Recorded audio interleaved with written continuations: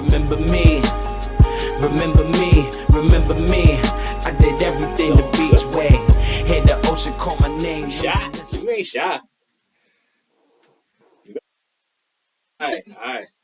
Welcome to the podcast, the Coach and Mo podcast, featuring what you want to call you, Byrd? Byrd? That's your government? Yeah, we're gonna stick with that. All right, welcome into the podcast, Byrd. This is episode 2. You know, I thought about waiting on me to get my feet right to bring on guests, but today I just had a feeling. It just popped in my head. I said, "Hey, let me call Byrd, see what she's doing." What was Byrd doing? Laying in the bed. That's exactly what you said. Nothing. But I mean, you just finished in school. You know, great accomplishment. And I got claps over here or something. One of the laughing. I don't want to get it laughing. I need a round of applause. It might be that pink one. The pink one? Nah, that ain't it. All right. One of these buttons is a round of applause. Whatever the case may be, round of applause. You finished in college, man. Like, yeah, it's been a journey. Yeah, a long one. This is college number 2 for you. Yeah. You know, high school. So I don't really have no particular place to start, but let me start with the sponsor. The sponsor is I Am Greater Than. Boom. I am greater than the brand. I am greater than the movement, the mantra. Is built to inspire. It's built to grow. It's a mantra that you can say to yourself every day. Things go right. Things go wrong. You know, you're greater than your adversity. You're greater than the things that happen before you. Greater than any feat that may come your way. So I am greater than. I am greater than.com. I am GR the number 8 TER then.com. Go get your merch. Go get your inspiration. Go get your mantra. Be a part of the movement. But so basketball. Think about the first moment you ever said, "Hey, I want to do this." What was that? When was that? Middle school. Middle school? Yeah, middle school. I was like, I want to take this serious. So what was you doing when that moment happened? I was balling. Like, I had probably like 25. Okay. So I was But I'm talking really about before that. I'm talking about before. You were already scoring 25. Yeah. You were already... But I was just like still like backyard, you know, like I was backyard hero. So I was like... Yeah. So your first middle school game you had 25? Nah. Oh, okay. It was like only in the season. Okay. But I was just like, man, I can really like do this. So like... Yeah. I'm going to take it serious. So you started taking it serious once you realized you was kind of good at it. Yeah. But I'm going back to like when you first touched the basketball and you said, "Hey, let me."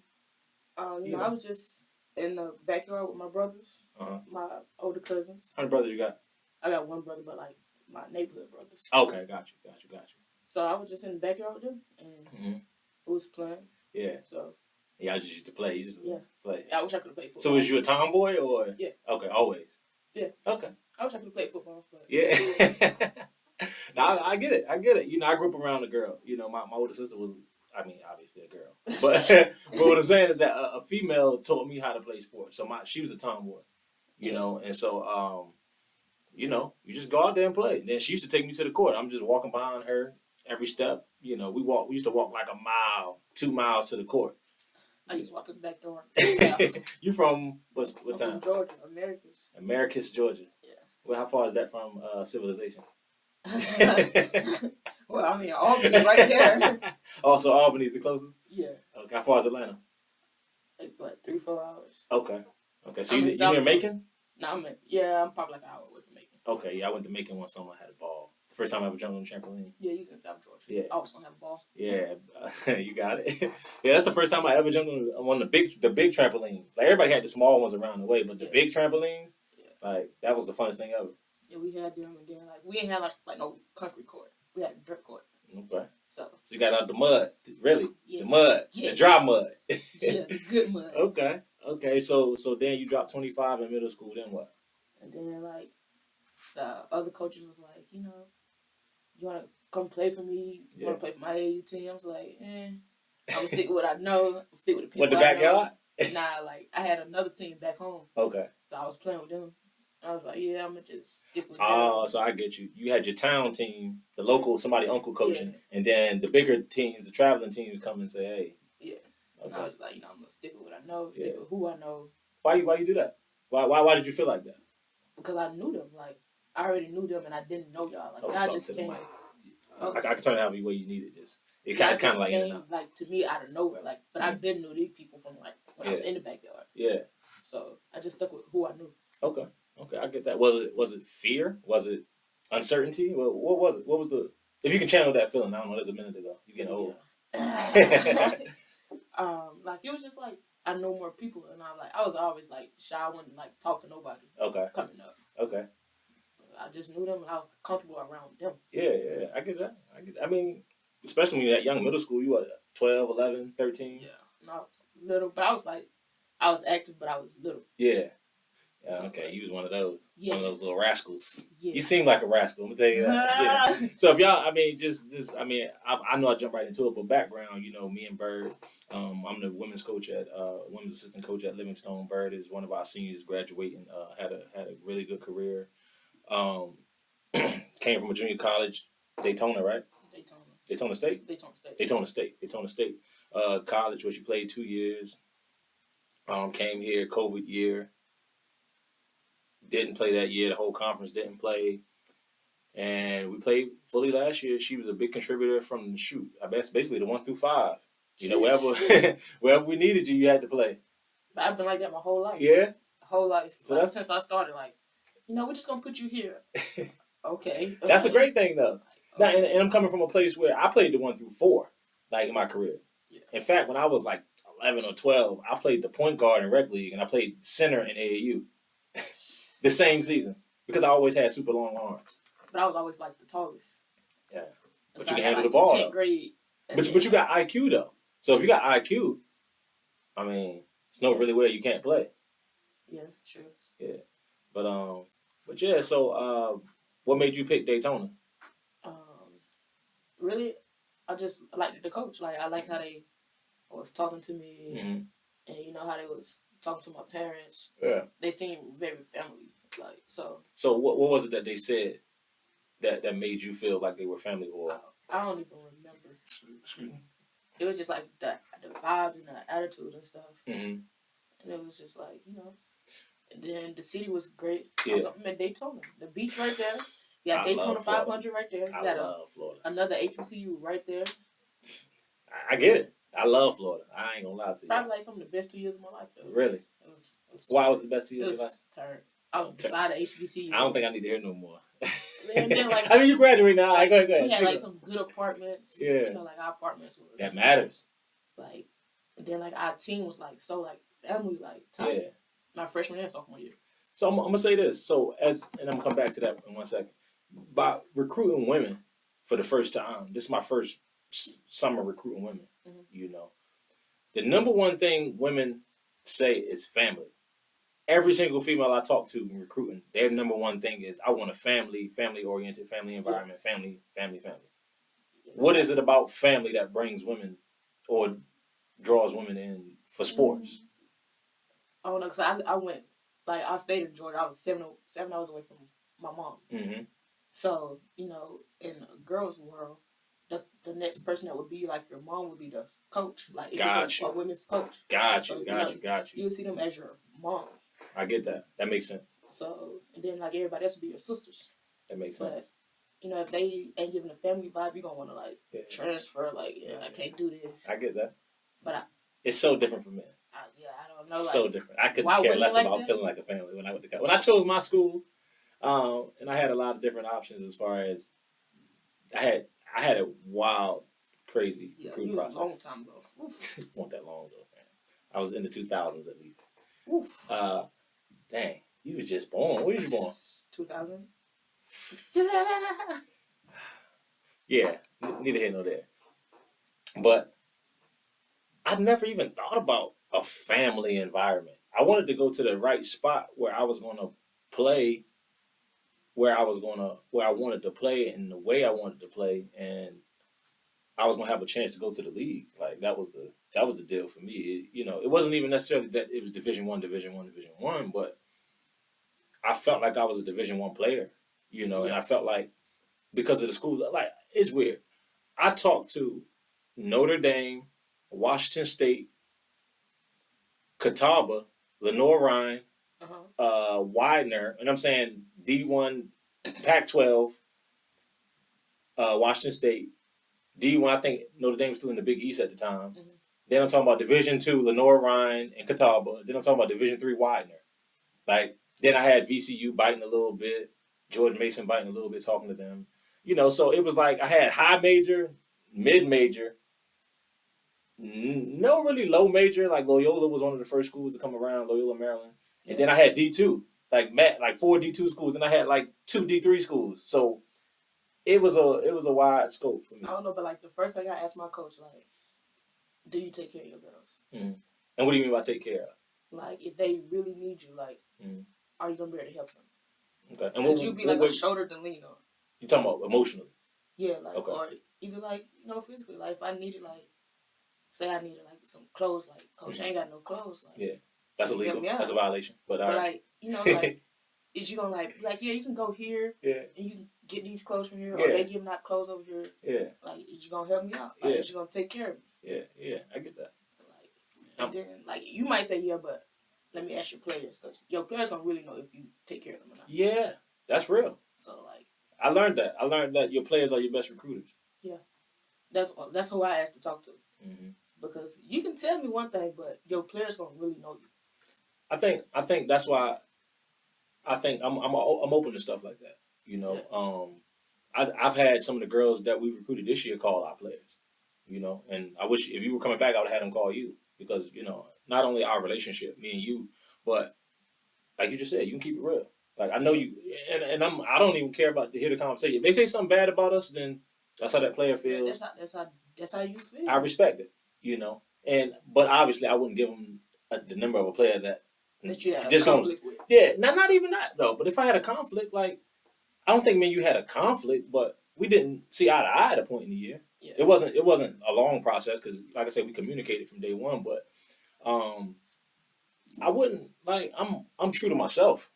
Yeah. Like you know that about me at this point. Like I feel the way I feel, not in the stubborn way, but in such a way that if I say it, I mean it. I stand on it. Right. You know, and I want that to be portrayed to the players that I coach, and I want them to understand that, and I want y'all to feel like that. Like when Coach Mo say something, that's real. That's what he feels. You know. Right. So high school. High school. How was high school? Man, like I had just moved schools. Mm-hmm. I had just moved from Americans to LaGrange. What year was this? I moved 8th grade, so I knew a couple people, but going into like the high school, I really ain't know nobody but the people that was in my class, and then like, you know, high school, everybody classes moving and shaking, So I'm still like new to the city. Yeah. I mean, what made y'all move? Jobs. Okay. So better opportunity with the job. How you felt about the move? I ain't want to. It was so crazy. You was 8th grade going to 9th grade. Yeah, but when I left a year later, they won a state ring. Oh, that's sick. They won a state ring. That's as soon as I left, they won a state ring. And you didn't win one at your other school, huh? No. Ah, that's sick. I didn't get the joy of the state ring either, man. That hurt my feelings. So it still haunts me. I left a year later. They won. Damn. Yeah. And I had been coming up with them like since I was little. Oh, so these your people. Yeah, like they could have gave you an honorary ring or something. Yeah, yeah, that's tough. That's tough. I'd have been sick about that. So the move. So I'm gonna ask you this question, but I'm gonna ask you because I can relate to it. So my 8th grade year, I lived in Norfolk, Virginia Beach. I grew up down there my whole life. I moved to Maryland for a little while, and I moved to New York for a little while when I was young. But that was passing through. But my core and my youth, my development came from Norfolk, Virginia Beach. That's my identity, right? So in 9th grade, my mother gets the great idea to move to D.C. True. Well, Alexandria, Northern Virginia, DMV, that area. Alexandria is where my next roots come from. So I moved from ready to start high school. I'm hyped. People, friends, the team. People. I'm like, I'm ready to turn the world upside down. Right. And then she moves up there before me. I stay in Virginia Beach for the summer, and then she calls for me at the end of the year, at the end of the summer, and I'm like, I gotta go for real. Nah, man, like what can we do? You know, I'm sick. Yeah, I was just like that. I was like, can I stay with my grandma? Yeah, I've tried to stay with everybody. Nah, come on. Yeah. She told me that. She said, if you get all A's, then you can go back after first semester. That didn't happen. Obviously. Not that I couldn't, man, because I've always been a good student, but I kind of got acclimated. I started playing football. And Yeah. I started meeting friends and hanging. Got a nice little group. Nah, mine was different. As soon as I got there, like second week of school, and Yeah. got into a fight. Oh, come on, Byrd. Man, it was just like When they call you Kaya and you say, "Nah, my name Byrd." Nah, but the crazy thing is, like, my name was still Kaya then. Like, it didn't get till I got on another team with another Kaya. Then it's like, they keep calling both of y'all Kaya. So I ain't never heard the story behind Byrd. How you get the name Byrd? I mean, obviously this, but how did Byrd come of all that? Cause my knee was messed up, so like, I used to run with like a hard limp, and they'd be like, "You run like a bird." So I got you. We're just gonna stick with Byrd. Okay. And it just stuck throughout high school. I respect that. And I just kept carrying it. That's funny. I didn't know that. I think I asked you that in the year. You was like, "Nah, I can't tell you." Yeah, I was just like, cause I can, like, when most people ask me, I'm like, cause I can fly. That ain't. But I could jump high, like. I heard that. I saw. Real talk. I saw in your high school film. We was talking about it the other day in my office, and I was like, "Yo, Byrd, like you can move." Like I used to like really get up there. Yeah, I can see that. But I got old. So tell me about the knee injuries. I know a little bit about it, but everybody that. I mean, I say everybody like I have an audience. Not yet, but at some point. The people, the 70 people that are going to be the millions across the world that are going to be viewing. Like, what happened with your knees? Because you have like a unique knee story. Like, so like, probably when I was like 6th grade, AAU, we playing in Kissimmee. I hit her crossover, boom, boom. Went to lay it up. Girl was up under me. I came down on her foot, knee buckled. Dang. I was just like, oh my God. So your knee hit the ground or just buckled? Nah, I came down on her foot and it buckled. And I hit the ground. Dang. And they were just like, you don't need no surgeries. Right there, I ain't need no surgeries, no nothing. Okay. Just rehab. Because you don't hear a lot of knee injuries in the 6th grade. 6th grade girls at that. That was like rehab. But, yeah. So, rehab. But I was playing soccer too. So I used to play soccer. Yeah. And I was playing soccer co-ed. Man, I'm like the hardest girl out there. Yeah. That's that backyard ball right there. Yeah, you feel me? I've been playing with boys all my life. Like, these boys don't scare me. And I think I intimidated too many boys. Okay. So they used to try to, like, come at me, like, hard. Like, like, and I got kicked in the knee with a cleat. Like, it just, like, kicked it back. Damn. Like, my knee kind of went to the back a little bit. So I'd already buckled it. Then I just got kicked in the knee. So that's just my right knee. So I did it, like, from... Because you had the same thing done to both knees. Yeah. But, like, my left one was kind of worse off. But my right knee, since then, I had always had jumping kneecap. So, like, it jump out. Come back. I heard of that before. Like, it still do it now, but, man, I'm finna put on my whistle now. So, good now. Hey, so you finna put on your whistle. Yeah, but my left knee, funny story, because I'm really, like, clumsy. I'm really clumsy. Like, and I'd be, like, my attention span, like, just that little. Yeah. So, we did another AAU tournament. And he with a bunch of balls, a bunch of courts. So, our ball here rolled to the next court. And I'm, like, taking my time because I'm tired. So, I'm just walking. I'm looking at everybody. They're like, Byrd, Harry. I'm like, man, like, I'm going to walk to this ball. Yeah. So, I'm not paying attention. I was watching another game because, like. It's like 30 games going on in the same When somebody do something exciting, everybody starts screaming. So, I'm like, oh, what's going on over there? Yeah. I wasn't paying attention. I stepped on the ball. And I twisted my knee. Stepped on your own ball? Yeah, I twisted my knee. Yeah, you clumsy. So I'm just sitting over there like, yo, don't nobody see me yet. Like, ain't nobody gonna come get me. So I limped back to the bench. And then it's like, what's wrong? So time out. So nobody see me. Nobody saw it happen. So like, you just laying there. I'm just sitting on the ground like somebody was. Okay, I got you.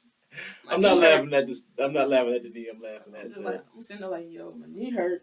Yeah. So I'm limping back. They like, what's wrong? Like, you just walked over there like, fine. Yeah. What's wrong? I'm like, I stepped on the ball. Like, yeah, that's how you want to say, like, I tripped over the ball. Like, they're like, what happened? The ball came rolling fast and you ain't see it? You're like, nah. I stepped on the ball. Damn. Right. I was like, I'm going to still play. Yeah. That day, I looked, my knee was probably like this big. My knee was like crazy big. That's crazy. So I'm like, we just want to go try to get an x-ray or something. So it's never an x-ray. Yeah, it's always x-ray's never going to work. Never. It's never the bone. It's always the ligament. The ligaments, right. So I went back. I went to the hospital. They basically were like, too much swelling. Ain't nothing we can do. We should have known that before we went. But So the next, probably like the next year, after my 9th grade year, I had surgery first on my left leg. Gotcha. Right before my birthday. Yeah. Sucks. Yeah. Yeah. Right after the season, right before my birthday. So just kneecap. Yeah, like so. They said my kneecap was sent too high, but in my left leg I had loose bone. So like, I'd be running sometimes and like a bone would get stuck in the joint, and I can't like extend my leg no more. God. So I'm limping. What you got going on over there? That's why it came from Byrd. Like I used to like limp, so I had to like put it back to like get the bone out of it. Yeah. Like, it used to be like you can see it sticking out. So why didn't you stop playing? Like, all right, man, I'm done. Like this ain't for me. Both knees. For a moment, Derrick Rose was like my person. Like, man, he went through all this, 2 ACLs. Yeah. He's still. I couldn't imagine Doing all this jumping, all this dunking. There you go. I mean, I'm gonna keep playing. Yeah, it's interesting you say that. Yeah, that's interesting because a lot of players, I hear players say this a lot. Yeah, I'm not a role model. Like, don't look up to me, yada yada yada. You know, and not saying Derrick Rose said that in particular or D Wade, but you say that, but your role automatically gives you that both inspiration and it gives you the role model. Yeah, the role model role. Like, I may not want to follow you in particular, but I may look at somebody like you and say, hey, if that person can do it, then I can do it. You know, like, and you know, we on 2 different levels, but still, like, I can still do whatever I'm gonna do. Yeah. So like, that was just I had 4, like altogether I had 4 knee surgeries. Jeez, I can't imagine. I had 3 on one leg though. But I had to get my screws took out because like they was hurting my shin. Yeah. And then like, I guess when I took the screws out, it started letting that loose bone float around again. So when I got the JUCO, I had to go get the bone took out again. Dang. So. Well, power to you, Byrd. Salute. Super salute for that because. And like that last surgery probably like really like slowed me down. Okay. Cause I was still like able to like move laterally. Yeah, because like I say, the high school, the highlight we just watched the other day, you was moving like nothing was wrong. Yeah. You know. I used to get like steroid shots like sometime like before a game. I went to the doctor and got a steroid shot and they were like, you know, just rest. Yeah. Shoot, man, these knees feel good. Like after the shot, I'm gonna get out there. These knees feeling a little good. Yeah. So like, but yeah, so no, that's inspiring. You know, like I say, you look at these people, or you know, I know for me personally, I was inspired by Sweet Pea Whitaker, by Joe Smith. You don't know these names. Just not my head. Yeah, just not like Allen Iverson. Okay. That's one you should know. Michael Vick. These guys are from my area. Yeah, you know, I felt like I was Vic on the field. Like, yeah. You know, I used to play football in the backyard. Yeah. I used to feel like I was You was Vic. So no, you can be from Virginia. We'll co-sign you. But you know, he was playing in Atlanta. So No. But he got his roots from Virginia. But neither here nor there. But you know where Atlanta really like made him. You feel me? Did they? You feel me? Did you see his college film? No. Okay, I get it. I had the cleats and all, but I got them from my uncle. Yeah. Cause he couldn't feel no more, so I took his cleats. Had the big cleats. That's a tomboy. When my sister used to take when me and my sister were the same shoe size. She take all your shoes. All my shoes. Like, I used to just be like, yeah, here you go. I just bring her shoes every now and then. Like, here you go, man. Just take. She still to this day take my shorts, my basketball shorts, all my shorts. Yeah. Not all my shorts no more, but my sister's like super fly. She all the Jordans. Yeah, we already see how you dress. It's okay, coach. How do I dress? It's okay. Talk to me about how I dress. Okay. How do I dress? It's okay. What? I want to hear this. I'm interested to see the outside perspective. How do I dress? I dress like a bum? No, you just dress like an old man. What? You dress like somebody old uncle that should be on the grill. Like, you know, one of them uncles. What do you mean? I wear balling shorts and sneakers most days to work. I'm a coach. You know, like right now, you always have on your gym shoes and gym shorts. Yeah, with the sweatshirt. I'm a beach boy. This is Beach Boy 101. Shorts with the sweatshirt. It just be some of the shoes and stuff. I be just like, no, coach, they don't even go together. Like, what are you talking about? It's some of the stuff they just don't be going together. Man, you hate it, man. It just listen. This is coming from somebody, not even somebody, from a generation that wears Crocs 7.5 days out of the week. One thing about it, my toes gotta breathe. Man, y'all can have those Crocs, man. Y'all can have every bit of those Crocs. Trust me. But that's just like back in the day, like everybody had Nike slides. No, they didn't. Oh my gosh. No, they didn't. We didn't wear flip flops at all. We were flip flops around. That might just been some Virginia stuff. Yo, listen. Cause us down south used to keep some Nike slides. Y'all did, because I went to Florida and I was at the mall and dudes had on flip flops, and I was like, right, flip flops in the mall? Like you would never see us wear flip flops in the mall, like right. ever. Y'all probably really don't even get like hot enough to bring them toes out. Shoot, you don't know about Virginia. Virginia get to 100, Man, 5, some. Like that's the thing about this area, North Carolina, Virginia, Maryland, to an extent. We get every season in its full bloom. Like we're gonna get snow. We're gonna get 103-degree day heat wave. Like don't go outside.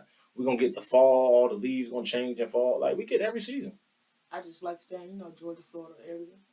Cause I'm only really getting like one season. Well, I don't summer. like being cold. Yeah, I get like that. being cold. I totally get that though. Like I would live in Florida. I would live in Florida for sure. Like that's probably like the most part that I didn't like about North Carolina, coldness. Yeah, it got cold this year, and it's Cold. still kind of like it's still like still summer kinda ain't really cold. hit yet. Like oh my gosh. I know it's not summer, but like spring, I feel like it's supposed to be hot every day now. Like it was cold yesterday. It was cool yesterday. And then it'd be cold like after like 6, it get like real like chilly like. Yeah. Like, oh my gosh. Yeah, it's different. It's different. global warming is it's messing everybody I up. think it's going to be reversed. Remember me, remember me, remember me. I did everything the beach way. Hear the ocean call my name when you